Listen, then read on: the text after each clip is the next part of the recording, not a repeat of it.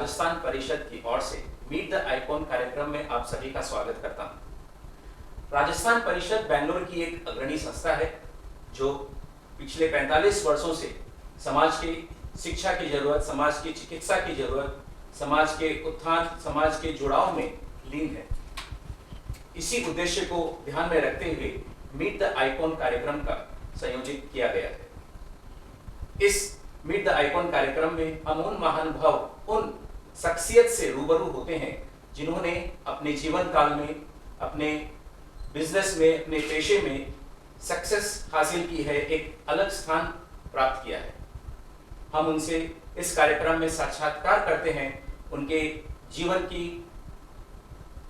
संघर्ष के बारे में जानते हैं, उनकी उपलब्धियों के बारे में जानते हैं, उनके सिद्धांतों के बारे में समझते हैं, और ताकि ये संदेश हमारे समाज के सभी लोगों तक पहुंचे, उनसे प्रेरित हो, खासकर युवा पीढ़ी। तो आज हमारे सामने ऐसे ही महानुभाव यहाँ बैठे हैं, श्री ललित जी मांडो, और ऐसे ही महानुभाव आज हमारे साथ बैठे हैं श्री ललित जी मांडो। एक बार तालियों से इनका जोरदार स्वागत है। तो ललित जी मांडो, शुरू करते हैं जी। तो शुरू करने से पहले हम जानना चाहेंगे कि आपका बचपन का जो काल था, आपका शिक्षा का काल था, उसके बारे में हमें आप थोड़ा बताएं। मेरी प्रारंभिक शिक्षा राजस्थान में एक छोटा सा गांव है बरार, वहाँ पे हुई है, और प्राइमरी जो एजुकेशन और उसके बाद में सेकेंडरी एजुकेशन गवर्नमेंट स्कूल में हुई है। 10वीं तक की स्कूल वहाँ थी। तो मेरे पिताजी राजस्थान शिफ्ट हो गए बेंगलुरु से, अस्थमा की प्रॉब्लम थी, तो प्रारंभिक शिक्षा मेरी राजस्थान में गवर्नमेंट स्कूल में हमने पूरी की। तो आप शिक्षा काल में आपका स्वभाव कैसा था? नहीं, मैं शुरू से ही बहुत रिजर्व टाइप का स्टूडेंट रहा हूँ, और पढ़ाई भी हम जब करते थे तो एट एन एवरेज स्टूडेंट था। मैं कोई इतना ब्रिलियंट स्टूडेंट नहीं था, लेकिन फिर भी कोशिश ये रहती थी कि कैसे भी करके 60% तक टच कर लें। तो वो आप ये कह सकते हैं कि भाई 60% टच करने वाला स्टूडेंट था। उससे ऊपर हमने कभी कोशिश भी नहीं की और आए भी नहीं। तो आपके पिताजी ने आपको शिक्षा के लिए काफ़ी प्रेरित किया होगा कि भाई अपना बिजनेस जो चल रहा है आपका, उसके लिए शिक्षा की ज़रूरत के बारे में बताया होगा? नहीं, वो जब मेरी प्रारंभिक शिक्षा चल रही थी तो मेरे पिताजी भी स्ट्रगल एज में ही थे। तो वो जब बेंगलोर में बिजनेस कर रहे थे और हम राजस्थान में रह रहे थे, तो पिताजी ने तो इतना प्रेरित नहीं किया, लेकिन माताजी बहुत कॉन्शियस रहती थी कि बच्चा पढ़ लिखे, और चिंतित भी रहती थी, क्योंकि पिताजी बेंगलोर में, माताजी बरार गांव में, और हम 500 लड़के, मेरे भाई वगैरह, हम सब राजस्थान में ही रहते थे। तो उनका एक बहुत कंसर्न था कि सबके लड़के पढ़ लिख के बहुत मुकाम पे पहुंच रहे हैं, तो मेरे बेटे भी कुछ पढ़ लिख के कोई अच्छा मुकाम हासिल करे। तो ये चिंता उनकी बचपन से ही मैं देखता आया था। तो उनमें थी कि कभी मेरा बेटा कोई अच्छे मुकाम पे पहुंचे। आपने कहा कि मेरी माँ चिंतित थी कि अपने बच्चे भी पढ़े लिखे और आगे बढ़े। तो आपका बचपन राजस्थान में बीता, तो आपकी कोई भी ऐसी एक बचपन की यादगार जो आज भी आपको याद है, और अगर टाइम मशीन आपको पीछे वहाँ तक लेके चले जाए तो आपको लगेगा कि नहीं, वो अगर आज भी मिल जाए, वो यादगार पल आज भी मुझे याद आता है, तो वो कौन सा यादगार पल होगा जिसे आप रिवाइंड करके फिर महसूस करना चाहोगे, यार उस पल में जाना चाहोगे? नीलम जी, जब मैं बचपन की बात अगर देखता हूँ पीछे मुड़ के, तो मैं ये दावे के साथ कह सकता हूँ कि मेरी परवरिश भले ही राजस्थान के छोटे से गांव में हुई, लेकिन मेरे पिताजी ने सब तरह की हमारे को सुविधा प्रदान की। आप बिलीव नहीं करेंगे कि मैं ही एक ऐसा, हमारी क्लास में या पूरे स्कूल में एक लड़का हुआ करता था जिनको पॉकेट एक्सपेंसेस मिलती थी, और पॉकेट एक्सपेंसेस से हम 5 या 10 जने आराम से उससे नाश्ता वगैरह कर लेते थे। और सीजनल फ्रूट्स वगैरह वगैरह जितने भी आते थे, तो पिताजी बेंगलोर में रहते थे लेकिन फ्रूट्स घर में पहुंच जाते थे। और बचपन तो बहुत ही सुनहरी यादें हैं। जंगल में जाते थे, वहाँ से जंगल में जो भी फ्रूट्स वगैरह होते थे, तोड़ के लाते तोड़ थे, के खाते, लेके तोड़ आना। के लाते थे, खाते थे। फिर घर में आते थे तो थोड़ा पिताजी झगड़ा करना। झगड़ा तो मैं शुरू से स्पोर्ट्स में मेरी एक्टिविटीज़ थी, मैंने वॉलीबॉल और बैडमिंटन में खेलता था, और ये मेरी माँ को पसंद नहीं था। माँ को ये था कि छुट्टी होते ही घर पे आ जाए और घर के काम करे, ये पढ़ाई लिखाई वो करे। रहता है ना, आंखों का तारा मेरी आंखों के सामने ही बस रहे। बस बस, क्योंकि इसका एक रीज़न भी था कि मैं 11 साल के बाद पैदा हुआ, तो थोड़ी माँ का भी कंसर्न थोड़ा ज़्यादा था कि भाई बेटा है तो मेरी आंखों के सामने ही रहे। और कभी अगर स्कूल से ट्रिप भी जाता था तो वो जाने नहीं देती थी, कभी जाने नहीं देती थी कि बेटा बस सामने ही रहे। तो बचपन तो यादगार क्षण बहुत हैं बचपन के। तो स्कूल में मस्तियाँ भी करते थे, पनिशमेंट भी हमने काफ़ी लिया है, हेड मास्टर जी से पनिशमेंट हमने लिया हुआ है। जब आप अंदर आए तो मैंने आपका चेहरा देखा कि आप लग रहे हो कि क्वाइट बिजनेसमैन जैसे, स्ट्रिक्ट ऐसे लग रहे हो। जैसे ही बचपन की बात शुरू हुई तो आपके चेहरे पर वही बचपन की मुस्कुराहट आपके सामने आ गई है। मतलब आप, ऐसा लगता है कि रियल में आपने 100% बचपन को एंजॉय किया है, और आज भी उसको याद करते हुए आप में वो एंजॉयमेंट है, उसको याद करते हो। तो बचपन, जब बचपन की बात करते हैं तो परिवार इससे जुड़ता है जी। तो परिवार का कैसे रहा, आपका पूरा परिवार का सहयोग कैसा रहा आपके साथ? जो पुश देते हैं परिवार अपने को आगे बढ़ने के लिए, वो कैसा था आपके साथ? भाई बहन का, परिवार का, मम्मी का, डैडी का, गांव का, ये कैसा रहा परिवार की कुछ बातें? नहीं, जैसे मैंने शुरू से मैं आपको कहा कि मम्मी काफ़ी कंसर्न रहती थी, सबसे बड़ा लड़का मैं था, तो जिम्मेदारियां तो मेरे ऊपर थी। और फिर मम्मी भी ये कहती थी कि देखो उसके फलान चंद जी के लड़के पढ़ाई भी कर रहे हैं और बिजनेस भी कर रहे हैं, कंपैरिजन बिजनेस भी कर रहे हैं, वो दिन कब आएगा ललित जब तुम भी बिजनेस करोगे? मैंने कहा अब तो क्या उम्र होने दो, अब तो पढ़ाई लिखाई का वक्त है, जब बड़े होंगे तो बिजनेस भी कर लेंगे। तो इन्हें कंसर्न, हम तो हमारी तरफ से इतना कंसर्न नहीं था, लेकिन फैमिली में मदर की तरफ से बहुत कंसर्न था। उसका कारण भी था क्योंकि पिताजी भी स्ट्रगल एज में थे उस समय।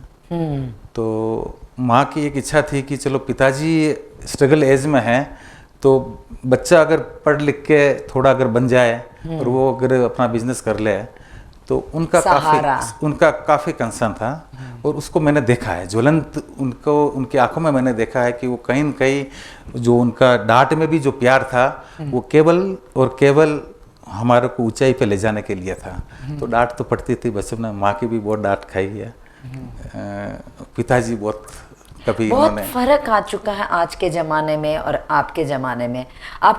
हमारे ज़माने में जब कंपैरिजन करते थे तो हम हमेशा कंपैरिजन को एक गुड पॉजिटिव नोट पे लेते हैं, और आज का कंपैरिजन जब हम देखते हैं तो हम नेगेटिव ले लेते कि why to compare, why to, और वाई क्वेश्चन आते आते वो वाई कहीं और वाई लेके चले जाता है। तो आपने सब कुछ पॉजिटिव में लिया है। तो आप जब बिजनेस एंटर हुए, आपने जब बिजनेस का स्टेप रखा, और बिजनेस का स्टेप एक मोड होता है ज़िंदगी का, कंप्लीट ट्रांसफॉर्मेशन, वो आपको कैसा अनुभव लगा जब आप बिजनेस में आए? बिजनेस के साथ साथ एक फैमिली, जो लाइफ बोलते हैं, लाइफ पार्टनर भी हम चूज़ कर लेते हैं, लाइफ पार्टनर और बिजनेस साइमल्टेनियसली साथ साथ चलते हैं। तो ये दोनों का आपका कैसा रोल रहा as a business and as a family का मेरा मतलब है धर्मपत्नी का कैसा साथ रहा, और बिजनेस में आपका कैसा रन रहा? बिजनेस को मैंने जब मेरा बेंगलोर में ग्रेजुएशन चल रहा था तो हमारे टेक्सटाइल का बिजनेस था, विमल के हम बहुत बड़े डीलर थे। पिताजी का बहुत बड़ा साम्राज्य था उस समय विमल के रिलायंस इंडस्ट्री, धीरू भाई अंबानी के। उस समय पिताजी को बेस्ट एंटरप्राइजेस यानी अवार्ड भी धीरू भाई अंबानी ने दिया था। तो उस बिजनेस को मैंने अपनी आंखों से देखा। और हमारे पिताजी का ये मानना शुरू से था कि तुम लोग मेरे लड़के हो, लेकिन जैसे एक कर्मचारी काम करता है उस तरह से तुम्हारा को काम करना पड़ेगा। तो वो एक सीख थी, वो बहुत काम आई कि हमने पूरा नीचे से बिजनेस को स्टार्ट किया। उनके साथ हम काम करते थे। उसमें क्या इन है क्या आउट है, बारीकों को हमने समझा। अकाउंट्स का भी उन्होंने हमारे को ज्ञान दिया। मेरे के अंकल हुआ करते थे मिश्र लाल जी, वो अकाउंट के मास्टर थे, तो वो ट्रेनिंग अकाउंट्स की हमारे को उनसे मिली। तो अकाउंट्स में भी यानी कैसे अकाउंट्स को मेंटेन करना है, कैसे क्या करना है, तो वो बारीकियों को भी उन्होंने हमारे को समझाया। और मैं आपको एक पुराना उदाहरण देना चाहता हूँ कि जब मैं ग्रेजुएशन कर रहा था तो जिंदल से रिलायंस से काफ़ी फोर्स आता था, रिलायंस इंडस्ट्री से, कि आप माल को पुशअप कीजिए। एक वर्स्टेड ब्रांडेड मटेरियल आता था। हाँ। वो ऑल ओवर इंडिया में फेल हो चुका था, लेकिन बेंगलोर में ही चल रहा था, वो भी हमारी दुकान में ही चल रहा था। ओके। हम कस्टमर को ब्लाइंडली मटेरियल भेज देते थे। जैसे 10,000 का माल भेज दिया तो उसमें से 2,000 का माल वापस रिटर्न आ जाता था। हाँ। तो उस समय एक बिलिंग हुआ करती थी कि लेस 10% डिस्काउंट हमने दे दिया। अब वो जो 10% डिस्काउंट अगर हमने बिल में लेस किया तो अगर कुछ माल रिटर्न करते हैं तो उसमें भी क्रेडिट नोट में भी 10% रिटर्न करना चाहिए। हाँ। तो मैं अकाउंट्स चेक कर रहा था तो उस गलती को मैंने पकड़ा। मैंने कहा पिताजी देखो 10 लाख का माल आपका रिटर्न आया है और इसमें 10% आपने डिस्काउंट कर्मचारियों ने नहीं, वो तो आपको सीधा 1 लाख का नुकसान हो गया। तो ये मैंने गलती पकड़ी। तो पिताजी ने कहा यार तुमने बहुत बड़ा काम किया। फिर उनको कहा कि भाई जब जैसा बिलिंग का फॉर्मेट है वैसा ही क्रेडिट नोट का फॉर्मेट होना चाहिए। तो ये बारीकियाँ हमने हमारे एक मिश्र लाल जी अंकल जो हुआ करते थे, अब तो एक्सपर्ट हो गए, उनसे सीखी है। तो इसका आगे चल के बहुत फ़ायदा मिला। ओके, मतलब लर्निंग प्रोसेस था ये तो लर्निंग प्रोसेस। तो आप जैसे बिजनेस में एंटर हुए, आपकी धर्मपत्नी भी आपका साथ दी होगी, कहाँ उतार चढ़ाव, साथ देना, बाहरगाम जाना, कैसे? तो आपका परिवार का पूरा सहयोग कैसे रहा आपके साथ? देखिए धर्मपत्नी तो हरदम साथ में रहती थी। और धर्मपत्नी के बारे में ये कहता हूँ कि बिजनेस में तो हमारी जॉइंट फैमिली, तो बिजनेस में उनका इंटरफेयर इतना नहीं हुआ करता था। हाँ। लेकिन सोशली, क्योंकि जैसे मेरी मदर एक्सपायर हो गई, हाँ। वो शादी करके नहीं आई थी, तो उन्होंने घर को बहुत अच्छी तरह से संभाला। मेरे 2 छोटे भाई थे। हाँ। उनको संभाला, उनको बड़ा किया, उनको पाला पोसा। और उनकी शादियाँ भी फिर हमारे पीरियड में हुई थी, मदर तो थी नहीं। हाँ। और आज भी वही प्यार, वही दुलार घर में बना हुआ है। मतलब आप बोलना चाहते हो आज भी वही प्यार? मैं आज इस पर जोर डालना चाहूँगी, आज भी का मतलब है कि आपके भाई, छोटे भाई सब साथ में रह रहे हो, पापा, छोटे भाई, आपके पूरा परिवार? हमारा पूरा परिवार आज भी एक ही छत के नीचे है। हाँ। और एक ही संयुक्त परिवार। हाँ, संयुक्त परिवार, और एक ही किचन चल रहा है आज भी। हाँ। तो संयुक्त परिवार के लिए आप, जो आज की पीढ़ी हम देखते हैं संयुक्त परिवार की ओर दूर भागती हुई नज़र आती है, और शादी नहीं हुई कि थोड़े साल में ही लगता है कि एक सास ससुर और एक बेटा एक बहू, वही जॉइंट फैमिली है 4 जनों का, 4 में ही 2 निकल जाते हैं कि नहीं we want to live separately. मतलब वही उनको जॉइंट लगता है, हस्बैंड वाइफ ही जॉइंट फैमिली हो गई उनके लिए। तो ये आपका जॉइंट फैमिली जो आप बोल रहे हैं आज भी हम रह रहे हैं, इसके ऊपर आपने जोर दिया है जी। तो ये कहाँ तक आपको लगता है कि इट शुड बी, और क्या आप बोलना चाहोगे इस पर? देखिए जॉइंट फैमिली में खोने के लिए बहुत कम है। हाँ। लेकिन इससे जो मिलता है वो बहुत कुछ ज़्यादा मिलता है। ये खाली समझने की बात है। अगर आप घर का परिवेश इस ढंग से करो कि जहाँ अगर फ्रीडम चाहिए आप सबको फ्रीडम दे दो। हाँ। आज अगर एक नई लड़की ब्याह करके लेके आते हैं तो उसको क्या चाहिए कि भाई थोड़ी फ्रीडम चाहिए। हाँ। आप उसको अपने दायरे में या अपने घर के हिसाब से उसको फ्रीडम दे दो तो सब संयुक्त परिवार में रहेंगे। हमारा तो आज भी हम संयुक्त परिवार में हैं तो ये अनुभव है कि ठीक है, ऐसा है कि थोड़ा बहुत कलह तो होता है, हर घर में होता है, ऐसा नहीं है। लेकिन इसमें मेरी वाइफ का बहुत अच्छा रोल है कि उनको जब गुस्सा आता है ना, वो केवल पानी की लकीर के ऊपर जैसा होता है वो उस तरह का गुस्सा है। जैसे आपने पानी के ऊपर एक लकीर खींच दी है, उस तरह का गुस्सा है। एक क्षणिक भर, एक 15 मिनट, 20 मिनट, 1 घंटा या शाम तक तो खत्म हो जाता है। तो घर को संवारने में या एकजुट रखने में मेरी पत्नी का बहुत बड़ा योगदान है। हाँ, बहुत बड़ा योगदान है और आपको खुशी मिलती है। हाँ, उसको हम भुला नहीं सकते हैं। आज अगर समाज में भी कोई नाम है अगर हमारा परिवार का, तो उसमें मेरी पत्नी का बहुत बड़ा रोल है। हाँ। तो ये रहा आपका जॉइंट फैमिली के ऊपर आपका जोर। और जॉइंट फैमिली में ललित जी बहुत कुछ सीख लेते हैं, जहाँ हम आज अनगिनत क्लासेस में भेजते हैं बच्चों के, ये सीख क्या, वो सीख क्या, ये सीख क्या। अगर जॉइंट फैमिली में हैं तो कम्प्लीटली देखो, लड़ाई झगड़े भी कैसे सुलझाना सीख लेते हैं, मतलब कैसे हासिल करना भी सीखते हैं, कैसे प्यार करना भी सीख लेते हैं, और कैसे अपना दबदबा बनाए रखना भी सीख ले हैं। और जहाँ भी बाहर का कोई भी आ गया तो हम एक होके कैसे जंग लड़े वो भी सीख लेते हैं। जॉइंट फैमिली के बहुत फायदे हैं। हाँ, बहुत सारे फायदे हैं। तो अगर आप जैसे आप धंधे में अगर हैं, धंधे में छोटा भाई अगर धंधा संभाल रहा है तो उसको धंधा करना दीजिए, फ्री हैंड उसको दे दीजिए, वो धंधा करेगा। घर अगर कोई संभाल रहा है तो घर में एक और उनको जिम्मेदारी दे दीजिए। तो हर जगह ये है कि मैंने ये अनुभव किया है कि जॉइंट फैमिली में अगर अपनी दखल अंदाजी अगर नहीं रहे और सबको फ्रीनेस दे दो, आप बहुत ही आराम से जॉइंट फैमिली चलेगी। और थोड़ा सा खोना पड़ता है, खाली फ्रीडम, इन्हें थोड़ी फ्रीडम खोनी पड़ती है, बाकी फ़ायदा बहुत है जॉइंट फैमिली से। फायदा बहुत है, बस ट्यूनिंग की ज़रूरत है। जैसे हम रेडियो में अलग अलग सब रेडियो सुनना चाहते हैं, एफएम कोई 103 सुनना चाहता है, कोई 101, बस उसको ट्यूनिंग की हल्की सी ज़रूरत है, तो सबकी ट्यूनिंग बैठ ही जाती है।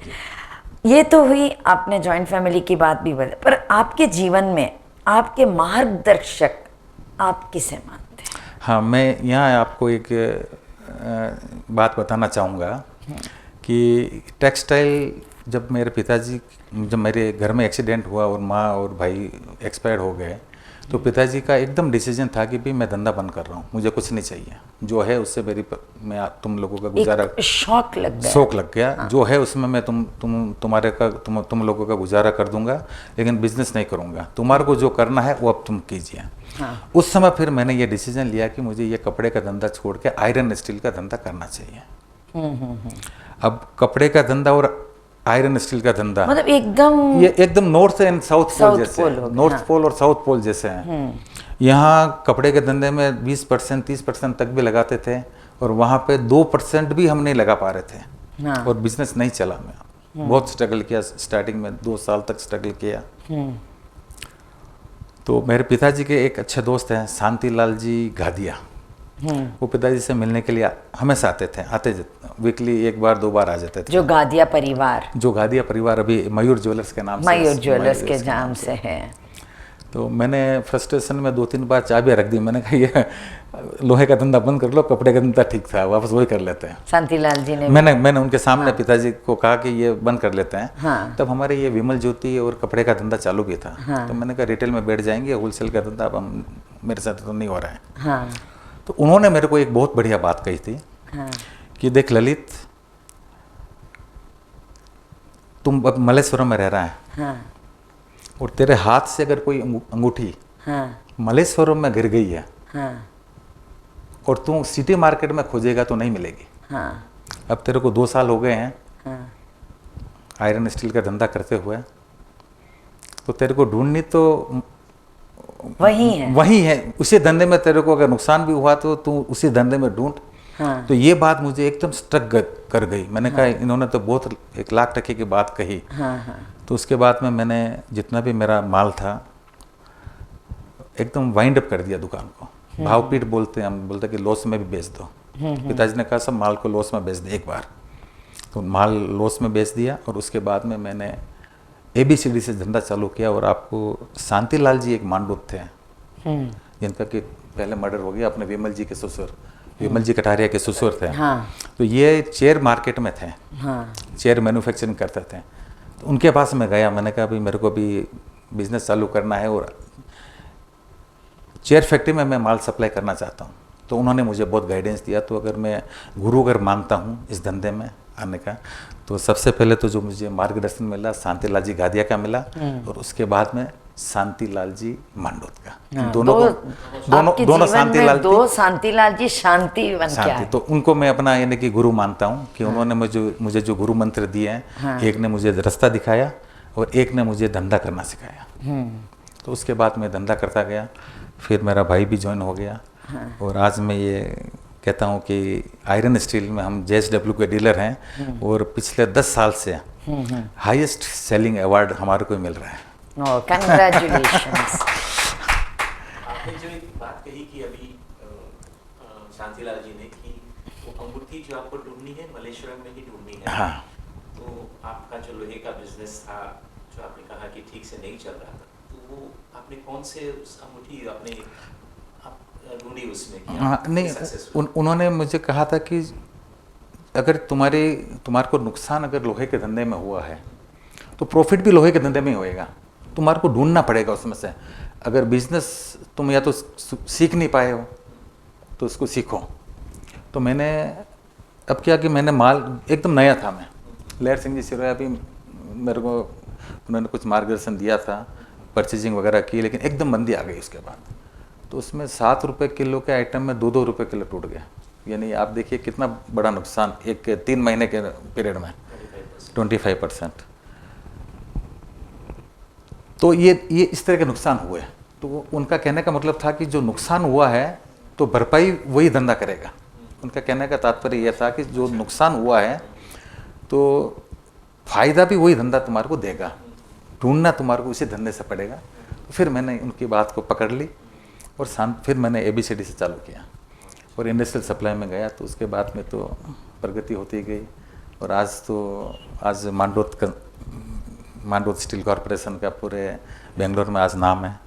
और पिछले 10 साल से तो हाईएस्ट अवार्ड हमारे को मिल रहा है, सेलिंग अवार्ड। ये तो रहा बिजनेस कंसर्न। भगवान करे आप और भी कई ऊंचाइयों पर पहुंच जाए और ललित जी मांडोत की फैमिली खूब आगे बढ़ता रहे। जी। आपने अपना बचपन भी बहुत बढ़िया बताया, बहुत संतुलित शब्दों में बहुत ही अच्छी से बताया, और आपने परिवार के बारे में भी रोशनी डाला जो बहुत ही एकदम क्लीन चिट क्लियर है।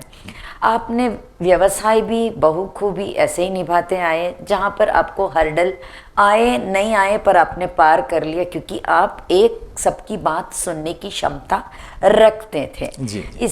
तो आप यहाँ सब तो आगे बढ़ चुके हैं, पर हमारे जीवन में, सबके जीवन में एक धर्म का भी बहुत बड़ी अहमियत है। जी, धर्म जहाँ हम खास तौर पर धर्म से जुड़ जाते हैं, वहाँ हम एक बोलते हैं ना, तन मन धनु हर चीजों अपा जुड़ जावा। तो आप धर्म के साथ कैसे जुड़े हो और कैसे अपनाए हो, और धर्म के रास्ते पर आप कैसे चल रहे हो? धर्म के रास्ते में इसका श्रेय मैं रामलाल जी गन्ना को देना चाहूँगा। जब वो तेरापंथ युवक परिषद के अध्यक्ष बने तो सर्वप्रथम उन्होंने मुझे अपनी कार्यकारिणी में लिया और लेते ही उन्होंने मुझे तेरापंथ टाइम्स, जो एक तेरापंथ का एक बहुत मुख्य समाचार पत्रिका का एक विज्ञप्ति आती है, तो उसका मुझे संयोजक बनाया। तो वो काम भी मैंने बहुत बखूबी किया था। और उनका एक लक्ष्य था कि भाई हर घर में तेरापंथ टाइम्स पहुँचे, उस तरफ प्रयास करना है। तो संवत्सरी के टाइम पे हमने काफ़ी उसके मेंबर्स बनाए और हर घर तक पहुँचे, ये प्रयास भी किया। तो वो कार्यकाल बहुत अच्छा रहा। रामलाल जी का कार्यकाल भी अच्छा रहा, उसमें मुझे सीखने का मौका मिला। धर्म संघ में पहली बार जुड़ा था तो इतना कुछ नॉलेज तो था नहीं, लेकिन वहाँ से सीखता गया। और उसके बाद तो आप मतलब बोलना चाहते हो, मैं जब धर्म के साथ जुड़ा तो वहाँ से मुझे सीखने को भी मिला। जी, वहाँ से सीखने को मिला। और संस्कार कुछ पिताजी के भी ऐसे ही थे। हाँ। कि अब जैसे पिताजी को काफ़ी ऑफर भी आए थे कि भाई तुम सोने चांदी का धंधा कर लो। हाँ। पिताजी ने कहा भी जहाँ झूठ मुझे नहीं बोलना है, मुझे तो वही धंधा करना है। हाँ। तो उनको लगा भी कपड़े में तो मिनिमम झूठ से काम चल जाता है। हाँ। तो फिर उन्होंने कपड़े का काम शुरू किया। और सोना चांदी में क्या तो, माँ ने ही नहीं छोड़ा। हाँ, सोना चांदी का उन्होंने काम किया ही नहीं है। तो फिर उन्होंने कपड़े, तो वो एक सीख थी कि वो हमारे जहन में कहीं न कहीं स्ट्रक करती थी कि भाई हमें भी प्रामाणिकता के साथ काम करना।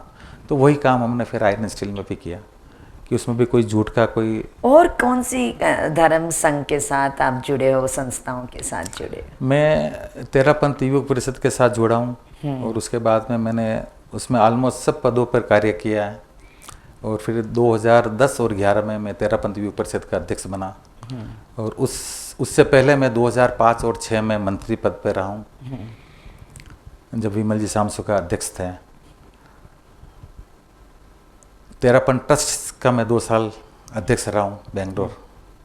गांधीनगर में जो अपनी मेन तेरापंथ सभा, जो भी तेरापंथ भवन जो है, हाँ। उस ट्रस्ट बोर्ड में मैं 2 साल रहा हूँ अध्यक्ष पद पे। हाँ। राजाजी नगर सभा भवन का मैं उपाध्यक्ष रहा हूँ। अभी वर्तमान में वहाँ का मैं सलाहकार हूँ। और इसके अलावा भी हमारी देखिए सामाजिक संस्थाएं हैं। एक मदारी ओसवाल साजनान संघ ने भी एक बहुत बड़ा प्रोजेक्ट हाथ में लिया है कि हमने 11-11 लाख रुपए इकट्ठे करके 200 मेंबर बनाए हैं और एक ज़मीन खरीदी है। उस संस्था में मैं उपाध्यक्ष हूँ। यहाँ जो जिस जगह इंटरव्यू चल रहा है, हाँ, इसको तुलसी चेतना केंद्र के नाम से जाना जाता है। हाँ, वहाँ मैं ऑर्गेनाइजेशन सेक्रेटरी, संगठन मंत्री पे हूँ यहाँ पर। यहाँ पर। हाँ, और आचार्य महाश्रमण चातुर्मास व्यवस्था समिति के मैं उपाध्यक्ष के पद पर हूँ। तो जब से मैं रामलाल जी ने मुझे जोड़ा है, और उसके बाद में अगर मैं पीछे मुड़ के देखूं तो धर्म संघ ने मुझे काफ़ी कुछ दिया है, तेरापंथ ने मुझे काफ़ी कुछ दिया है। और 2009 में केलवा चातुर्मास में जब अखिल भारतीय तेरापंथ युवक परिषद के भाई गौतम जी डागा अध्यक्ष थे, तब मुझे सर्वश्रेष्ठ कार्यकर्ता का पुरस्कार भी मिला हुआ है। ओह, तो धर्म संघ ने काफ़ी कुछ दिया, काफ़ी कुछ सिखाया है, काफ़ी कुछ दिया है। और जो मान सम्मान स्वतः ही मिल जाता है, अगर आप किसी पोस्ट पे हैं तो वहाँ तो मान सम्मान तो स्वतः ही मिल जाता है। तो तेरापंथ धर्म संघ का बहुत बड़ा उपकार है। अभी ये आप अंदर एंटर होते हैं तो ये आचार्य भिक्षु सभागार देख रहे हैं। हाँ, ये भी मेरे पिताजी ने बना के 7 जुलाई को डोनेट किया है। यहाँ पर खूब पर खूब अनुमोदना। जितनी अनुमोदना की जाए उतनी कम है। ललित जी, आप काफ़ी हर फील्ड में, हर क्षेत्र में, बोलते हैं ना, कंप्लीटली होलिस्टिक आपका जीवन है, होलिस्टिक लिविंग है जी। हर क्षेत्र में। तो आप धर्म के साथ भी जुड़े हो, जीवन शैली भी आपकी बहुत बढ़िया, और आप दिखने में भी एकदम सरल स्वभाव, शांति में लगते हो, और आप वैसे ही हो। और ये जो मीट द आइकॉन प्रोग्राम के तहत आप राजस्थान परिषद के द्वारा जो यहाँ पर आपको बुलाया गया, और आपका परिचय आज पूरे विश्व में आपका परिचय दिया जा रहा है कि आप कैसे आगे बढ़े हो। तो आज आप नई युवा पीढ़ी को, नई जनरेशन को क्या संदेश देना चाहोगे? आज जो नई पीढ़ी को सबसे ज़रूरत यह है कि नई पीढ़ी शॉर्ट टाइम में बहुत कुछ अचीव करना चाहती है। शॉर्ट टाइम में। हाँ। तो मेरा तो इनको यही कहना है कि ये कोई 1 या 2% लोगों को भी नसीब होता है। हाँ, वो लक वो बनते हैं। हाँ। बाकी हमें स्ट्रगल करना चाहिए, सीखना चाहिए, और स्ट्रगल करते करते ही अपन उस मुकाम पे पहुंच सकते हैं जहाँ काफ़ी लोग पहुंच चुके हैं। तो जल्दबाजी नहीं करनी चाहिए। जैसे आज गुरुदेव ने भी कहा कि आप जल्दबाजी में कोई काम मत करो, यानी आज मैंने भी सुना। हाँ। तो आचार्य महाशर्मा जी ने कहा था कि आप जहाँ आपको विश्राम की ज़रूरत है, आपको विश्राम लेना चाहिए। तो युवा पीढ़ी को मैं यही कहूँगा कि अपने जो पिताजी या दादाजी भी कुछ बने हैं तो वो स्ट्रगल करके ही बने हैं। हर एक के जीवन में स्ट्रगल, हर एक के जीवन में स्ट्रगल रहता है। तो हमें कोई शॉर्टकट रास्ता नहीं अपनाना चाहिए। हम जिस धंधे में हैं, हम उसी धंधे से ही बहुत कुछ प्राप्त कर सकते हैं। उसका जीता जाता उदाहरण मैं हूँ। मैंने लोहे का धंधा छोड़ने का मन बनाया, लेकिन आज इस धंधे में भी मैं एक अच्छे मुकाम पे हूँ। तो मैं सबको यही कहना चाहूँगा कि आप इंतज़ार कीजिए, जल्दबाजी मत कीजिए। जिस धंधे में हैं निष्ठा के साथ जुड़े रहिए, आपको मुकाम मिलेगा जहाँ आप पहुँचना चाहते हैं। इंतजार का फल मीठा होता है। इंतजार का patience patience patience patience pays dividend. जी। आपका यही कहना है। और भी शायद यही कहा जाता है कि सद्भावना, नैतिकता और सहयोग, ये 3 चीज पर काफी जोर दिया जाता है हर सक्सेसफुल लीडर के लिए।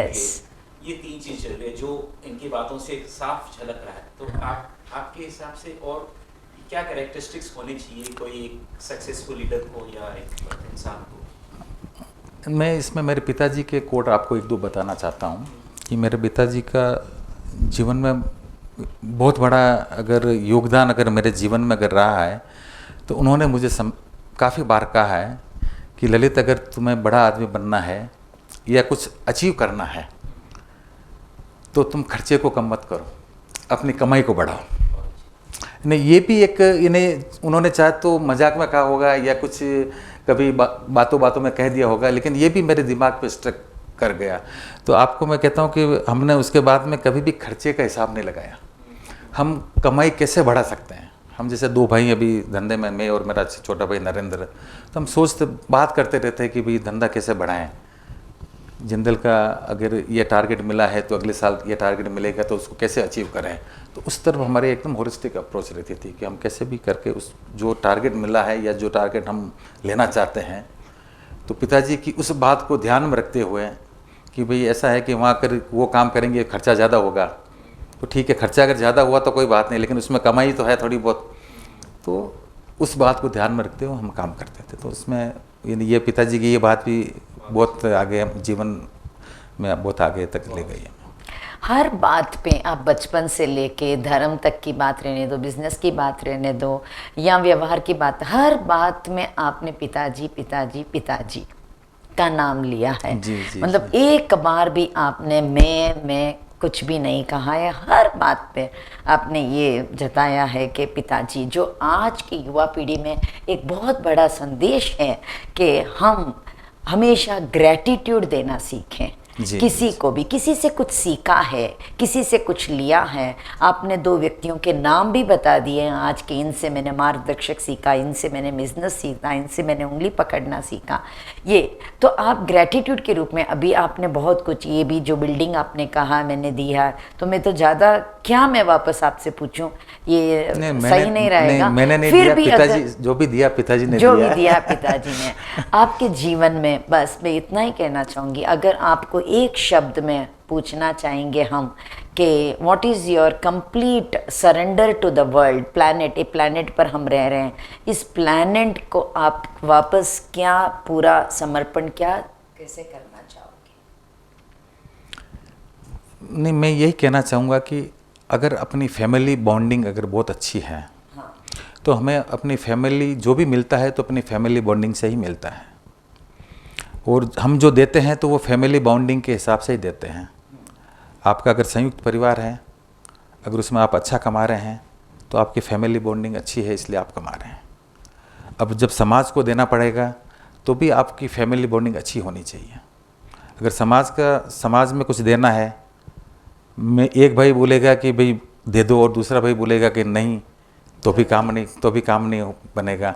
तो यानी कि मैं परिवार को बहुत महत्व देता हूँ, और परिवार में अगर बॉन्डिंग अच्छी है तो सब काम अच्छे हो जाएंगे। लेना भी परिवार से है और देना भी परिवार को ही है। बहुत अच्छी बात कही है। मैं भी ये काफ़ी प्रोग्राम में बात करती रहती हूँ कि इसी बॉन्डिंग, आप बॉन्डिंग का वर्ड ले रहे हो, मैं लेती हूँ इसको प्यार का वर्ड। अगर भाई में प्यार हो, भगवान से प्यार हो, गुरुदेव से प्यार हो, तुझे प्यार करना। आपने बहुत कुछ कहा है कि बिजनेस में, मैं इसको प्यार का नाम दे देती हूँ, जहाँ पर सबके साथ अगर प्यार हो तो हम कुछ भी कर सकते हैं। मैं काफ़ी प्रोग्राम में कहती रहती हूँ कि तुझे प्यार करना नहीं आता और मुझे प्यार के सिवा कुछ नहीं आता। तो सब कुछ अगर आज इन संसार में है तो वो है प्यार, love. In love we can gain everything and love we can give anything. So आपको जस्ट एक रैपिड फायर, आपसे हंसी मजाक भी नहीं किए, हमने कुछ भी नहीं किए। नहीं कीजिए आप हंसी मजाक, तो आपने स्टार्टिंग में कर लिया था।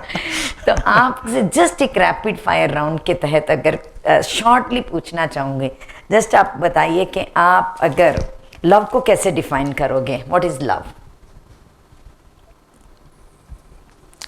प्यार से रहना, भाईचारे के साथ रहना और परिवार के साथ रहना, वही प्यार। वही आपके लिए। आप फैशन को क्या कहना चाहोगे कि आज की पीढ़ी को आप फैशन देखते हो, क्या वही फैशन है या हम जो जीते थे वही फैशन है? नहीं, बदलाव प्रकृति का नियम है। हाँ, बदलाव चेंजेस है, तो बदलाव के साथ अपनी पुरानी परंपरा को सजो के रखना चाहिए। चलिए, पुरानी परंपरा के हिसाब से आप जो गाना गुनगुना रहे थे वो गाने पसंद आते हैं या नई पीढ़ी के गाने पसंद? नहीं, मुझे तो पुराने गाने पसंद आते हैं। नई तो पीढ़ी पुराने गाने अगर आपको पसंद आते हैं तो कोई भी एक गाना रहेगा जो आप गुनगुनाते रहेंगे, या बीवी गुनगुनाती रहेगी आपकी घर में, या कोई ना कोई गुनगुनाता रहेगा, तो 2 लाइन आप गा के बताइए जो आज भी आपको मन करता है गाने का। वैसे मेरी जब 85 में शादी हुई थी तो एक शराबी का गाना बहुत चल रहा था। हाँ। और संयोगों से मेरी पत्नी का नाम भी मीना ही है। हाँ। तो अमिताभ बच्चन शराब पी के गाना गाता था। हाँ। मीना ओ मीना तो एक तो वो गाना कभी कभी हम गुनगुनाते हैं, और हाँ। बाकी जो पुराने गाने में जो पत्नी के साथ मैं गुनगुनाता हूँ हाँ। कि 100 साल पहले मुझे तुमसे प्यार था, थोड़ा आज सा। भी है और कल भी रहेगा। एकदम थोड़ा सा अच्छी सी राग में गा। 100 साल पहले मुझे तुमसे प्यार था, मुझे तुमसे प्यार था, आज भी है और कल भी रहेगा। जरूर मीना जी इंटरव्यू देखते रहेंगे और बोलेंगे कि वाह क्या गाना डेडिकेट किया है आपने, मतलब करोड़ों लोगों के सामने जो आज ये इंटरव्यू देख रहे हैं। और अगर आपको एक मौका, सिर्फ एक मौका दिया जाए कि आपको बीवी को उनका नाम नहीं लेना है, और आप उनको कैसे बुलाओगे? उनका पेट नेम मीनू है तो मीनू ही बोलता हूँ। नहीं, मीनू छोड़ के आप क्या बुलाना बाकी चाहोगे? तो एजी ओजी जो भी बोलते हैं वो भी बोलते ही हैं। हाँ। एजी ओजी। ये जी वो जी, मतलब वो नहीं चाहिए, जानू स्वीट हार्ट वो सब ऐसा तो कभी बोला ही नहीं। ऐसा कभी ऐसे बोले संस्कार शायद शुरू से नहीं पड़े हैं। शुरू से नहीं पढ़े हैं। बस बहुत ही अच्छा, मतलब आपका समय हमारे साथ इतना समय बीता, और बहुत ही बढ़िया, मतलब आज ना केवल पब्लिक के लिए, हम भी बहुत कुछ सीखे आज आपसे। तो बहुत बहुत धन्यवाद देना चाहूँगी मैं, नीलम ललवाणी, राजस्थान परिषद की ओर से विदा लेना चाहूँगी, और आपका बहुत बहुत धन्यवाद देना चाहूँगी। और मेरे साथ में राजेश राजेश जी और नीलम जी, शायद ये मेरे जीवन का पहला इंटरव्यू मैंने आप लोगों को दिया है। इस बात की मुझे खुशी भी है और आत्मिक संतोष भी है, और मैं राजस्थान परिषद का तहे दिल से आभार व्यक्त करता हूँ। Thank you very much.